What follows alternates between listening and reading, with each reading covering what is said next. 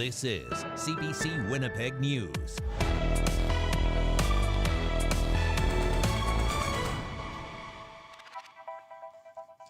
Good evening. Thanks for joining us. Crime committed by youths, violent crimes and killings, even reports of shoplifting all went down in Winnipeg last year.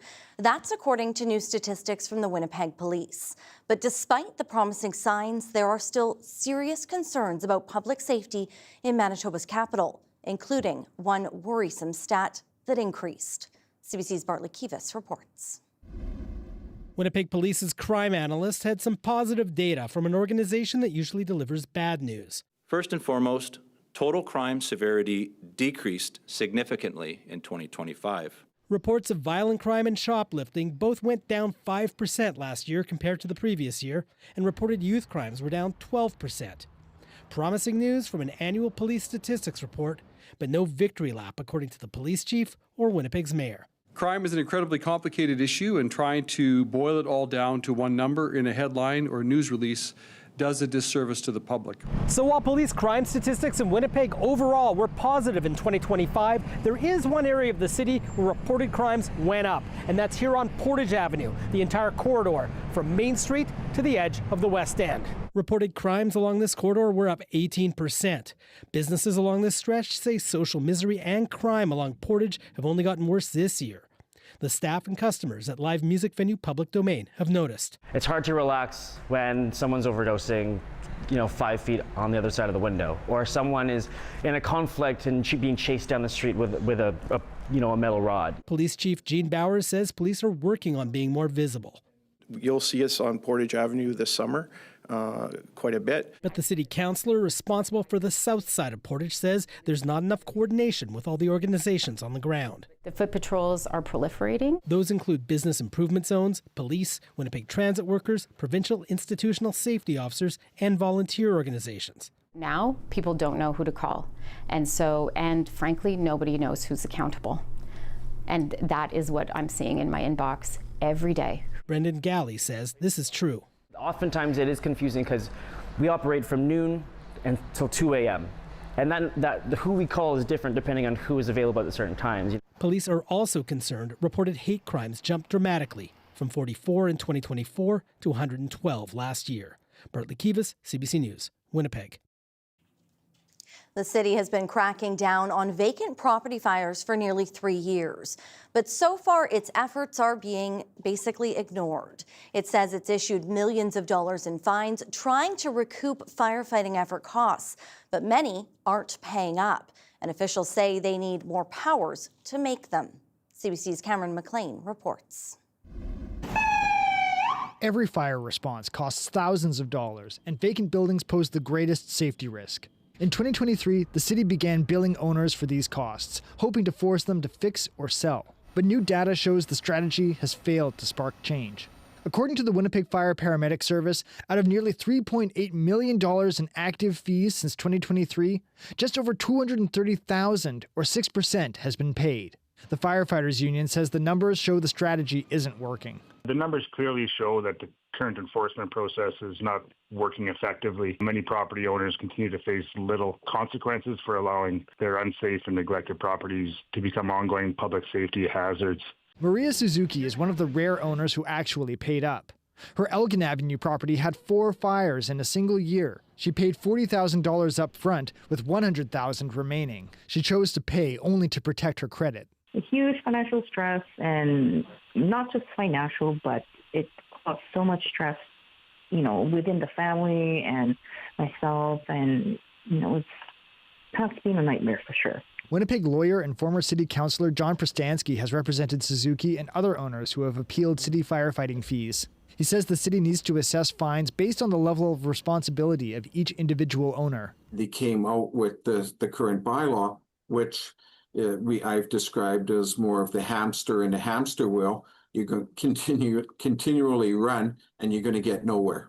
And that's what's been happening here. Mayor Scott Gillingham says the city needs the province to give it the power to add fire fees to the owner's property tax bill. So the city could recover those fines through property taxes, but we need the province to change the legislation. Council asked the province to give it that power in October 2024 and is still waiting for a response. Cameron McLean, CBC News, Winnipeg.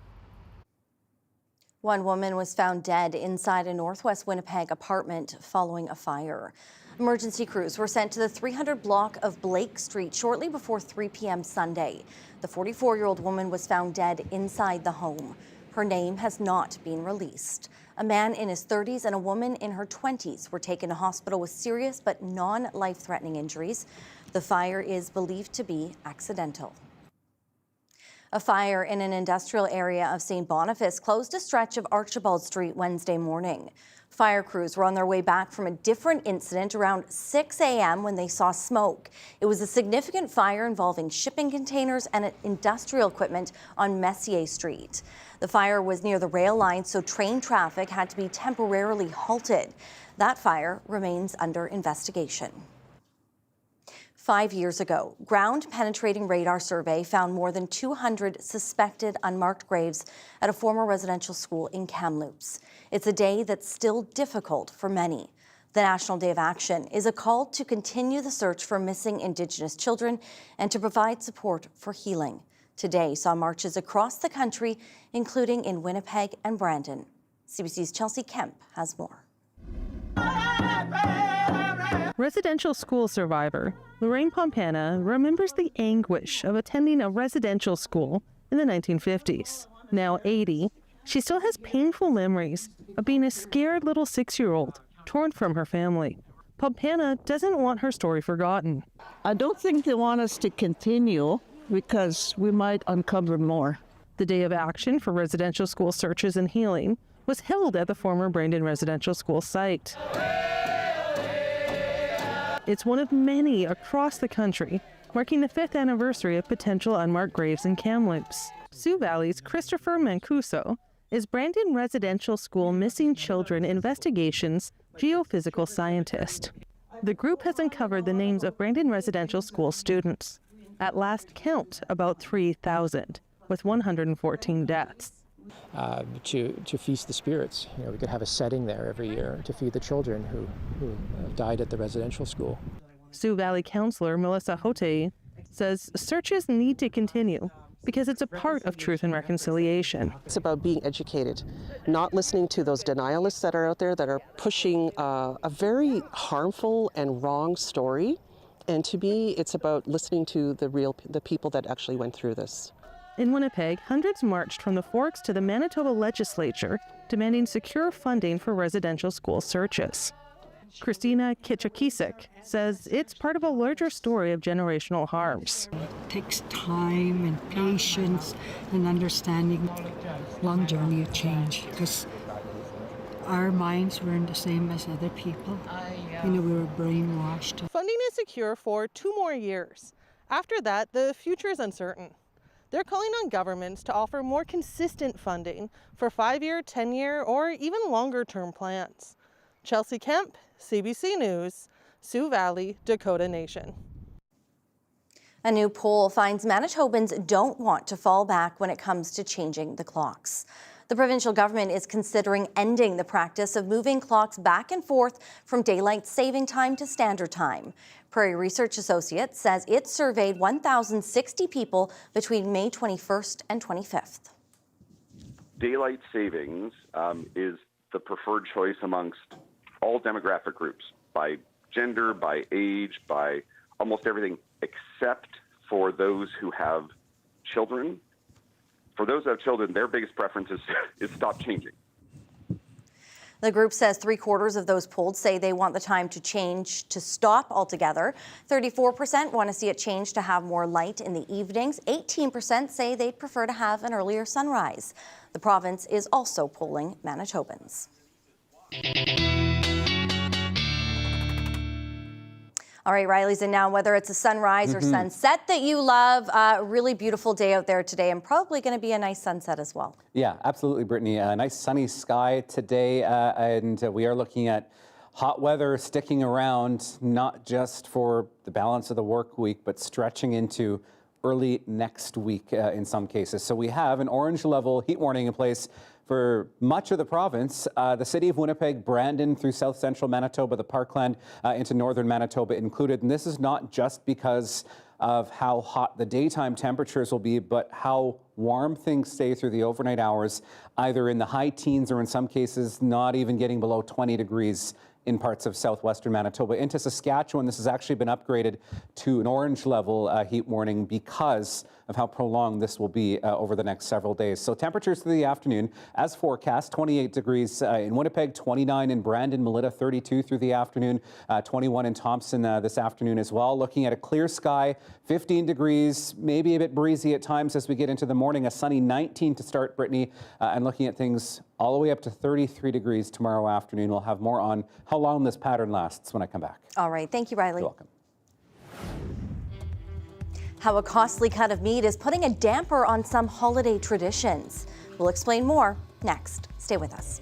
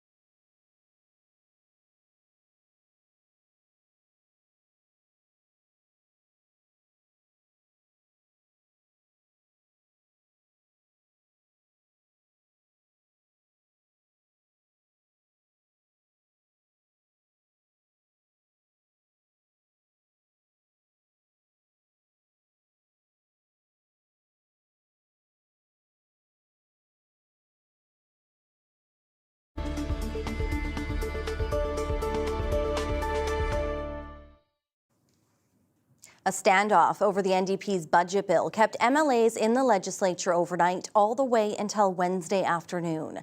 The PCs held things up, saying the bill doesn't provide enough financial relief.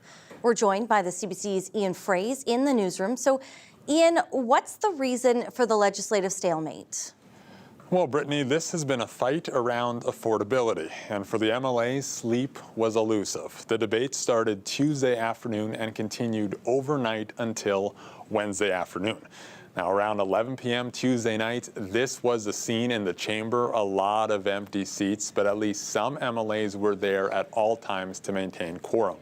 Now, the opposition PCs say they pushed this marathon sitting to improve the NDP's budget bill.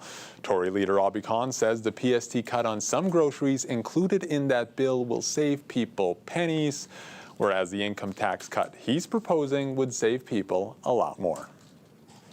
We want to work with the NDP government, that we want to work with the Premier, that we will compromise, we will work together to put in real affordability measures. Okay, so the PCs are hoping for a compromise. Will they get that income tax cut in the budget bill? Doesn't look like it, Brittany. The NDP appearing to show no willingness to compromise. Now, the Premier has said if the bill doesn't pass this week, the legislature will keep sitting into June, delaying the MLA's summer break. I'm trying to take the tax off of your groceries, and I got to say there's nothing less helpful to your cost of living than procedural stunts in the legislature. The government says it needs the budget bill to pass so it can give people the PST break on ready-made foods, snacks, and sodas by July 1st, while the PCs say the government can just remove the tax without a bill. Brittany. All right, thank you. That's CBC's Ian Fraze.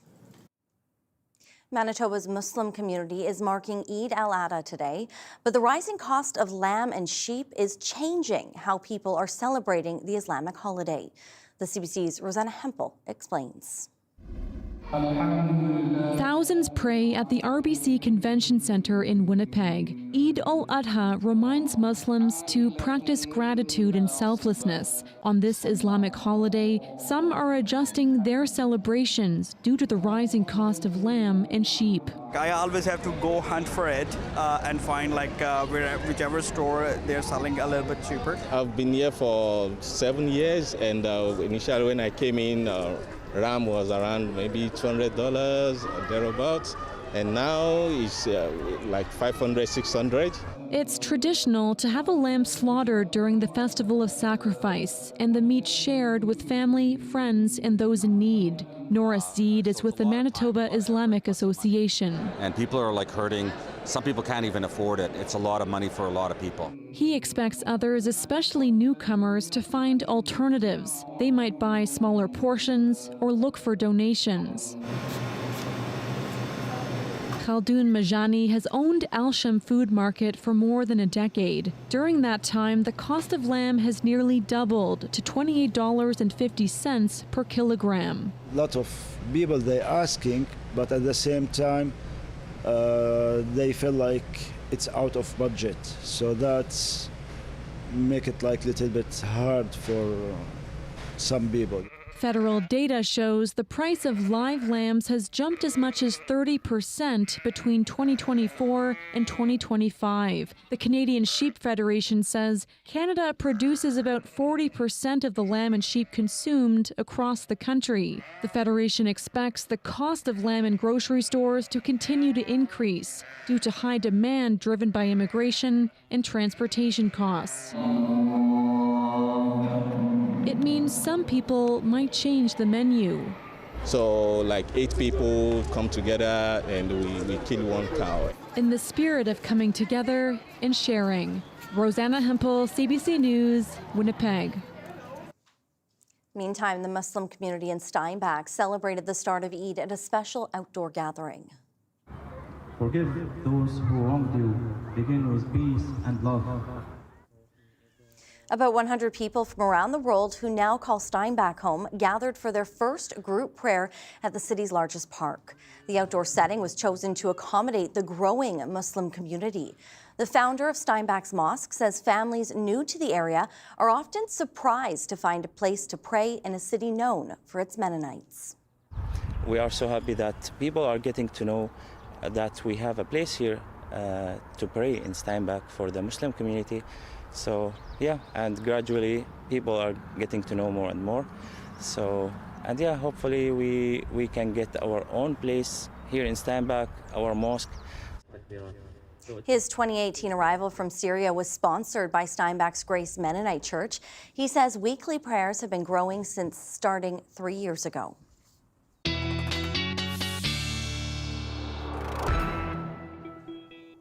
Riley, back in now, and you can see that group praying outside in beautiful sunny skies. Yeah. The city is just starting to feel more alive. There are people out of the streets, people smiling. It just feels nicer. Yeah. A lot of smiles out there, Brittany, and prepare for a stretch of weather that will last with the heat that is building across not just Manitoba, but into parts of Saskatchewan as well. If you don't have air conditioning in your home, here's something you can do as we go through this area or this period of hot temperatures. If you've got ceiling fans in your house or your apartment or your home, make sure that they're on the right setting for the right season. So in the wintertime, we want these to go counterclockwise, while in the summertime we want them clockwise in the winter, counterclockwise in the summer. That's what I'm trying to say. That will, because of the angle of the blades, push more of that air downward and create more of a breeze and actually start to cool you a little bit, whereas when we have it going clockwise for the winter, it takes all that heat that's rising and pushes it down the walls to help heat things through the winter. And while you're up there changing the ceiling fan, maybe take some cleaner and a cloth with you and clean the blades as well. That's just the clean freak in me, but just one little thing you can do, because we are looking at, as I mentioned, this lasting for several days. So those that are potentially vulnerable, the very old, the very young, our pets, those who work outside, make sure that we're checking on folks and making sure that we are all staying safe as we go through this period of warm temperatures. It has led to some very sunny skies really across the province. You can kind of see where the jet stream arcs up through northern Saskatchewan into northern Manitoba. This is where we could see some showers along the Hudson Bay coast and into far northern parts of the province as we head overnight into the early morning hours tomorrow. Maybe a few scattered showers throughout the day, but by and large, a mix of sun and clouds province-wide as we get Thursday into Friday, and this pattern taking us right through Saturday and into Sunday. I'm not looking at any real relief from this until we get into the early part of next week. This is all because we have this blocking pattern in place here. So a trough of low pressure to the west, another trough of low pressure to the east. In between all this deep ridge of high pressure that's built, that's ushering in all of this hot air from the south. And really with this blocking pattern in place, this just really holds in place over the next several days until we start to get a bit of relief. We start to get enough low pressure on the western side of this to return us to a somewhat more zonal flow, at least across the west as we get into the middle part of next week. And this is when we'll start to get some relief and actually perhaps see some temperatures even below seasonal for this time of the year as we get into the middle part of next week, at least the further west you are in the prairie provinces. So this is a snapshot of your temperatures into the afternoon tomorrow, looking at 35s through Dauphin, Brandon, into Swan River. The potential, I think, of highs to top 36 degrees into the afternoon. Winnipeg 33, Thompson 27 tomorrow afternoon. Looking at 34 Brittany into the day on Friday, and things remaining in the 30s right through the weekend. All right, thank you, Riley. Welcome.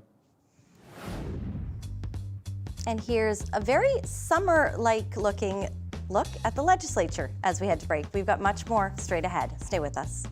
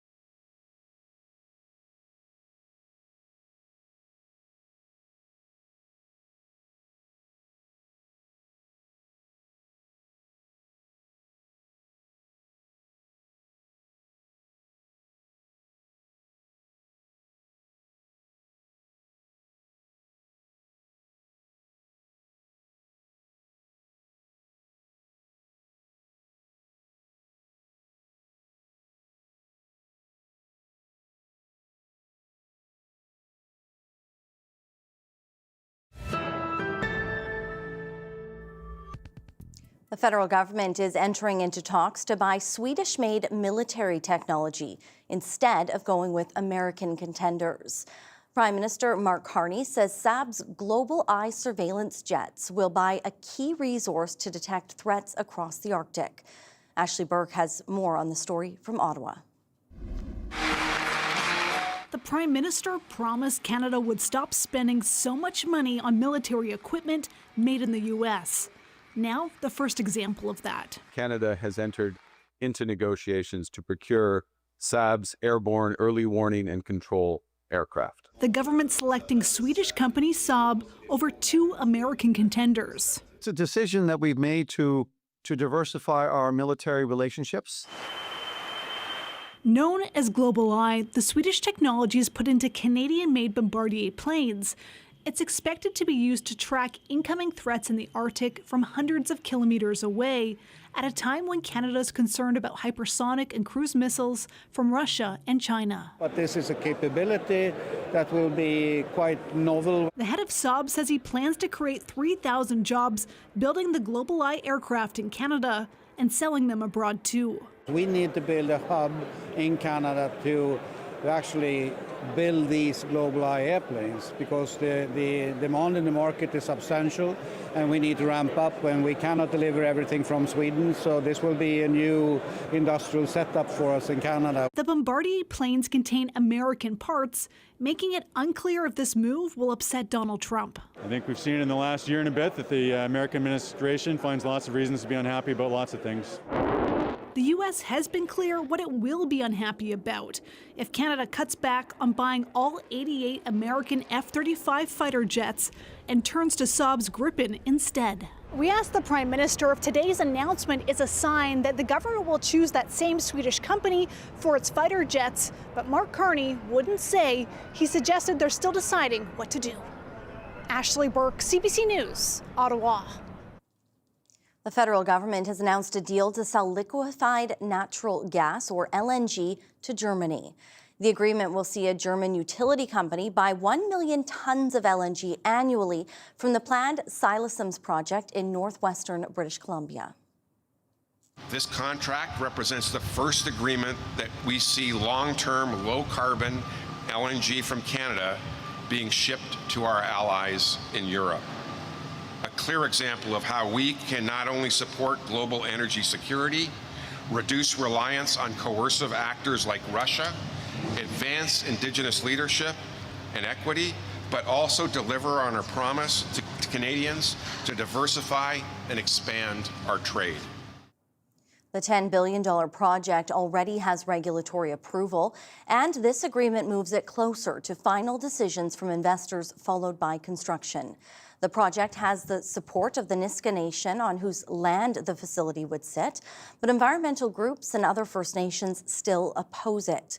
The energy minister says LNG exports would begin in the early 2030s. Former Environment Minister Stephen Guilbeault has made it official. He's resigning as a member of Parliament and as a member of the Liberal Party later this summer. His decision follows significant changes to federal climate policies under Prime Minister Mark Carney. Rafi Boudjikanian has more on the Quebec MP's departure and the impact it could have on Parliament Hill. Stephen Guilbeault not looking back. The Liberals closing in on a deal with Alberta for a new pipeline was the last straw for the Green activist turned MP. Like others, I was very disappointed with what was in there. I think it's a respectful disagreement with the Prime Minister and the government on how to approach climate change. I've heard some people say that we had a plan on paper before. I respectfully disagree with that. He got good wishes from his leader, who crossed the line he would not. It's for him to make decisions about his career and the next stage of career. All aspects of all our careers, even journalists, even prime ministers, get to a point where things change and they make people make decisions. And I very much respect that. As well as other MPs. We worked together really well, and he became a friend quickly. You know what? I really admire his principles. I really do. To stand up like that, like he understands that His principles don't align with the federal Liberal principles anymore. But as someone who made his name with flashy protests like climbing the CN Tower for Greenpeace, even getting arrested, Guilbeault's path to politics was always unlikely. This climate activist group says his departure now is a bellwether for Canadian dissatisfaction with the Liberals' climate policies under Mark Carney. The science does not negotiate, the atmosphere does not negotiate. We cannot be building more fossil fuel infrastructure that risks just furthering the climate crisis, but also furthering our economic dependence on an extremely costly and volatile fuel. Guilbeault and 13 other Liberal MPs recently signed a letter to Carney about their dissatisfaction with his climate policies. The Prime Minister insists he can still reach net zero carbon emissions by 2050. Meanwhile, the Liberals, with this departure, face 4 by-elections sometime after this summer, testing their newfound majority in Parliament. Rafi Wujikani on CBC News, Ottawa. Canada may be facing unprecedented uncertainty. But when it comes to Alberta's upcoming vote on whether to hold a referendum on separation, experts have been pointing to the UK and Brexit to show what could unfold here. The CBC's Ted Henley spoke with one expert who says the two cases have many similarities.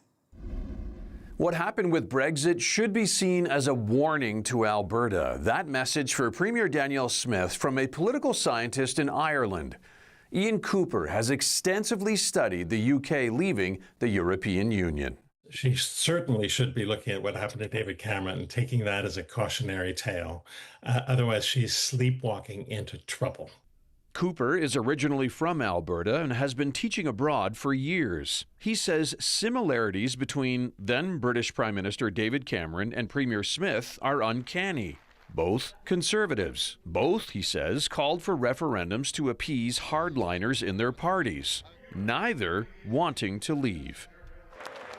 A lot of what David Cameron did is he made choices in the referendum campaign that made it harder for his side to win. And I can see Danielle Smith making similar moves. Part of that is, for example, this very convoluted question that is going to be put on the ballot in October. The Brexit vote was close, 52% to 48%. Cooper says the people behind the Leave campaign made it sound like there would be no consequences. And you can see a similar thing happening in Alberta, where the people who are pushing for Alberta independence, there's no accountability for the kinds of promises that they are making about how easy it'll be for Alberta to separate from Canada. Cooper says he hopes to be in Alberta this fall to study the October referendum. Ted Henley, CBC News, Calgary. Well, summer is still almost a month away, but much of Europe is already suffering under a brutal heat wave. This is quite uncomfortable. Well, you know, it's hard to walk and explore in this weather.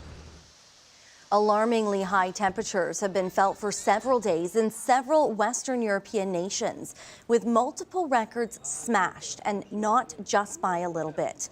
The UK and France both recording their hottest May days ever. Experts say it's all because of a heat dome, a persistent high-pressure front that acts like a lid on a pot, trapping hot air for days or even weeks. The extreme heat is being blamed for multiple deaths, and it isn't expected to break before the end of the week. NASA has unveiled the next steps to build a permanent base on the moon. It's an ambitious project with an even more ambitious timeline. Lian Young now with whether that plan is even possible. Learning to live and work on the moon, a vision once only dreamed of by humankind, now NASA's goal by 2032. Largely thanks to the success of the Artemis II lunar flyby mission. It means people are looking up again, believing in big things again, and paying attention as America returns to the moon again, and this time to stay. NASA laying out its plans to construct a lunar base, but it won't be easy. Conditions at the planned location, the lunar South Pole, are incredibly harsh. The moon base is as beautiful as it is hostile. In sunlight, the surface can heat to over 250 degrees. In darkness, it can drop well below minus 200. Lunar rovers and hopping drones will be sent up first to reduce the risk for humans. Robots will chart out plans for solar power grids and semi-permanent housing. NASA has 3 planned missions and more to come. The first mission will be privately funded by Blue Origin, owned by Amazon founder Jeff Bezos. It's set to lift off later this year. Experts say 2032 is an ambitious but doable timeline. They set a high benchmark. Is it overly optimistic? Possibly, but like I think with anything in life, if you don't aim high, you're never going to get there. The European Space Agency and Korea will be involved in the third mission. Canada was not mentioned in the plans. But this astronomer says a project of this scale will involve more international partners. Something that Canada's really good at is robotics, like the Canada Arm. We're also pretty good at human physiology in space as well, one of the leaders for that. So there is no doubt that Canada will have a larger part to play. The Canada Arm 3, a robotic arm, was set to be a part of the proposed Lunar Gateway space station. NASA shelved those plans to roll out its moon-based ambitions, all while looking ahead to the next frontier, Mars. Leanne Young, CBC News, Vancouver. Coming up, the man killed in a rare fatal bear attack in Saskatchewan has been identified. We'll have more on the martial arts fighter from India after the break. Stay with us.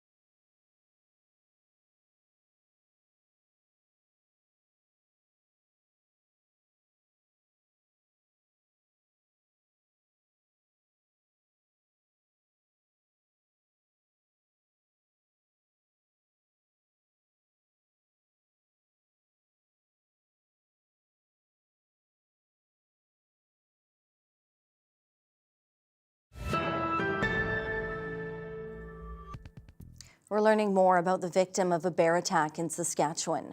The 27-year-old man from India was working as a contractor for a company in the province's north when he was killed. His brother tells CBC News he was also a mixed martial arts fighter and a man with many dreams. Aishwarya Duda has his story. He came to Canada to fight. Whether in the ring or on the mat, he was fast and strong. The dream? To go pro. Rishikesh Kaloth was 27 years old when he was killed by a bear in northern Saskatchewan on May 8th. He's a fighter. He used to do MMA. He was still doing it, and that was his dream. Arjun Kaloth is shocked by his brother's death. What do I do now? That's my brother. What do I do now?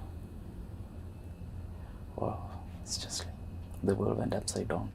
The bear attack happened near Nordby Lake, around 800 kilometers north of Saskatoon.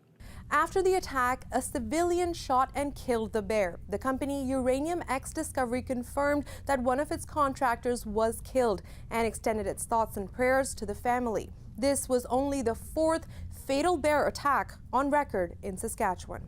Originally from Kerala, India, the brothers lived in Penticton, BC, but Rishikesh took a contract job to work at the uranium exploration site in Saskatchewan. An RCMP came to my door and knocked and let me know that your brother has passed away and is in Saskatchewan. Arjun spoke to CBC before flying to India for the funeral. I want him to be remembered how he lived. Rishikesh had been training in martial arts for more than a decade. He has a lot of dreams. He's just a dreamer. It's not my victory, it's my team. He was going to start a boxing coaching job this summer. I want him to be remembered for what he does. Innocent heart, like fighters, soul, he's a warrior. And he fought, I just like to say that he fought bear. No, not bear in that time. He attacked the bear. Yeah. Rishikesh Kaloth, a fighter and a dreamer. Aishwarya Duda, CBC News, Saskatoon. Well, with a stretch of hot weather in Winnipeg, the city is adding water stations and reminding people to be careful outdoors. People can cool off at leisure centres and city libraries or splash pads. The city's also working to install 9 hydration stations for clean drinking water near some shelters and in communities like Osborne Village. Those are expected to be up and running later this week.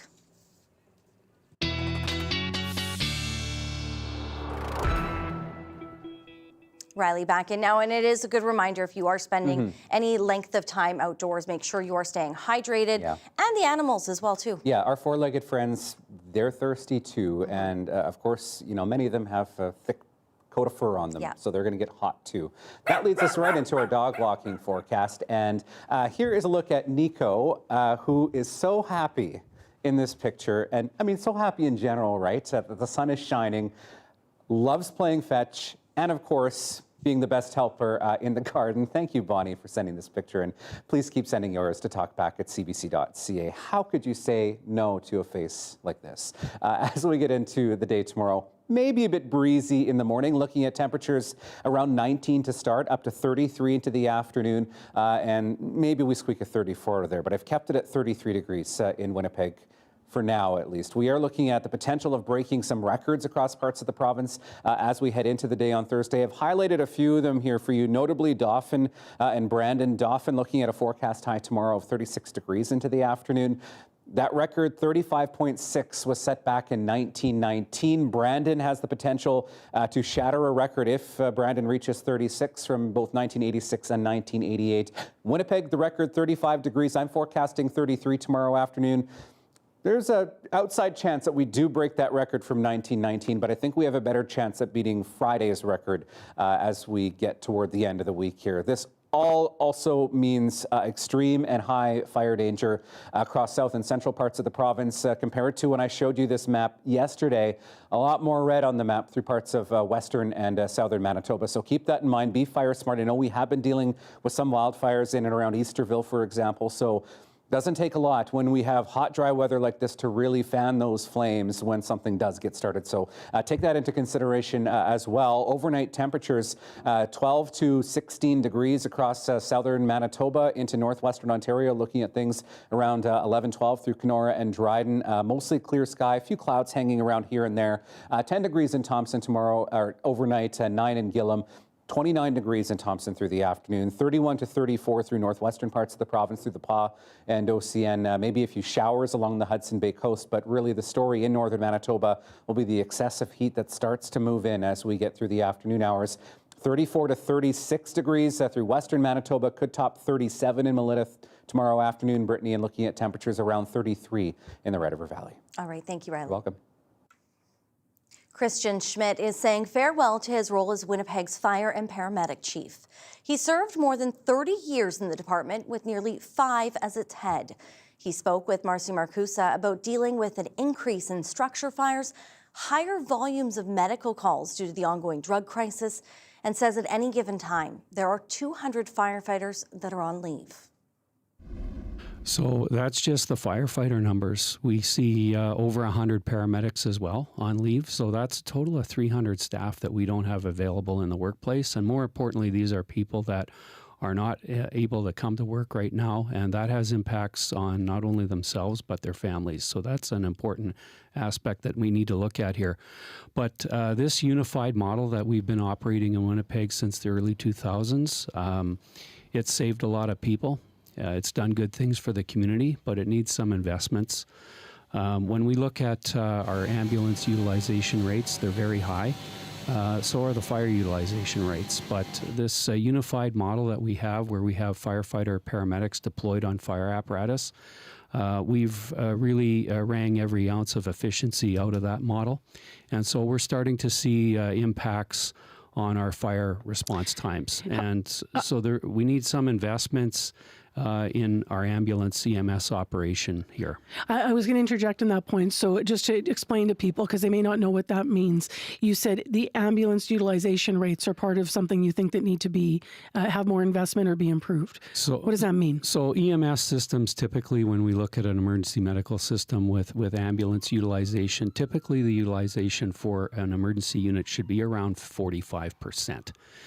In Winnipeg, we've seen these rates rise over time, and we've got units now that are operating at 84% unit hour utilization. That's just far too busy. Why does that happen? Essentially, what that means is when there's a call for 911 for an ambulance response, it means the ambulance is already busy, so it's not available to respond so you have to the go. 911 call. So firefighters go. So the firefighters go. So there needs to be some investments. We've made, continual requests to Shared Health Manitoba for those investments, and we're hoping that the discussions that we have are going to yield some positive results here. So that's investments in, is that more, is that more ambulances, more paramedics than in the service? So you guys are free to do the fire calls? Yeah, and there's a few things we need to look at here. We need to look at additional ambulance units and the personnel to staff them. This city is also growing. So in 2020, we had our master plan. At that time, it identified that we had the right number of firefighters in this city, but we had too many stations and we needed to consolidate stations. So we've started doing that. For example, Station 9 and 15 have been consolidated, and we have plans for further consolidation.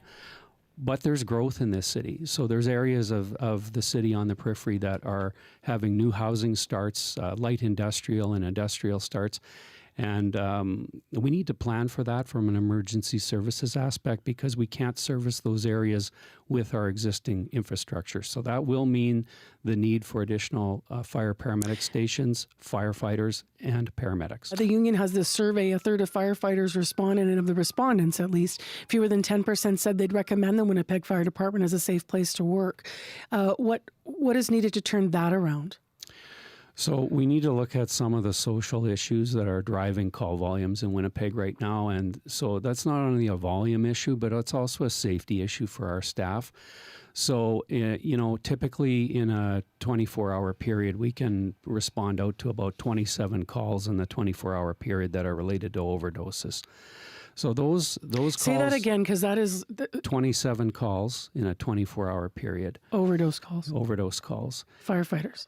And going to- paramedics, And yeah. paramedics, yeah. Okay. So these can be very challenging calls, not only for the patient that's involved, but for the responding personnel. And there's a lot of safety issues that we're dealing with out on the streets of Winnipeg right now, too. So we've had to implement additional safety programs, threat management training for our staff, scenario-based training. This is training that was never done before, never contemplated. We had to introduce that.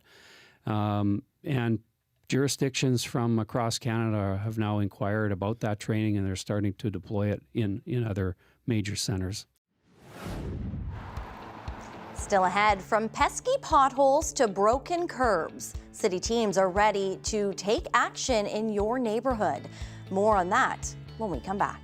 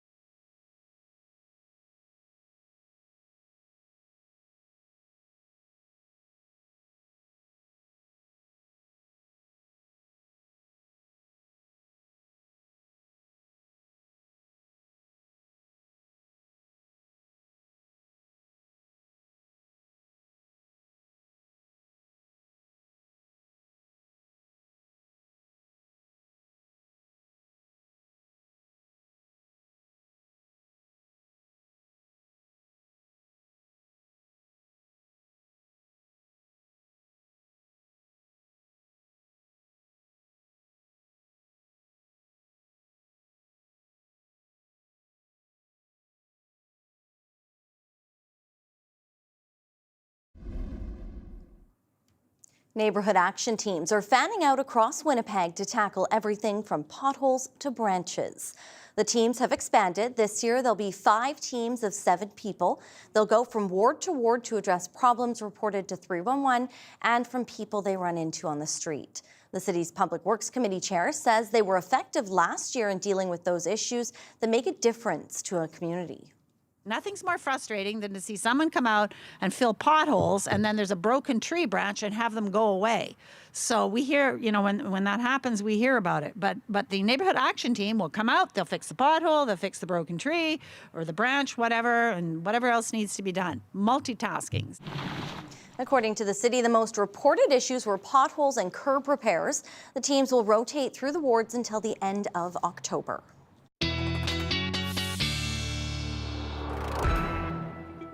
All right, let's have a look at your 7-day forecast, and things looking a lot brighter than some of that video you were looking at of the potholes there. Sunshine, 33 degrees into the afternoon for Winnipeg tomorrow. The potential in parts of western Manitoba, 36 in Brandon, 37 possible in Melita through the afternoon. I'm watching the potential in Winnipeg of breaking a record as we get through Friday. 34 is my forecast high. The record high, 34.4 for Winnipeg for Friday. 33 through the weekend, mainly sunny skies remaining. 30 degrees into Monday. Then we slowly start to get a bit of relief from the high temperatures. 28 for Tuesday and looking at a mix of sun and clouds, and 26 for Wednesday, and things a bit cooler in the long range in behind that. The Calgary Police Service and Alberta Sheriffs held a badge ceremony this week to recognize some of their newly certified members. But these crime fighters are the kind on 4 legs, our favorite. Yes. Here's your Daily Lift.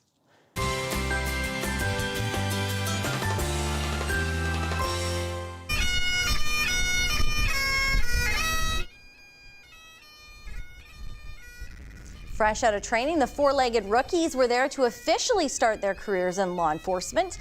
The newly sworn members include police service dogs, drug detection dogs, and even a horse team. A badge ceremony at the Calgary Police Canine Park in the city's northeast celebrated the animals and their handlers. Look at them. Good for them. I bet you they have busy, busy days. Crime With fighting. lots of treats, hopefully. Hopefully lots Yes, of treats. and water. Exactly. Hopefully lots of water with Yeah. how the weather is. Same for you as well. Stay cool. Drink lots of water. We'll see you back here tomorrow. See ya. Lots of treats for those ones.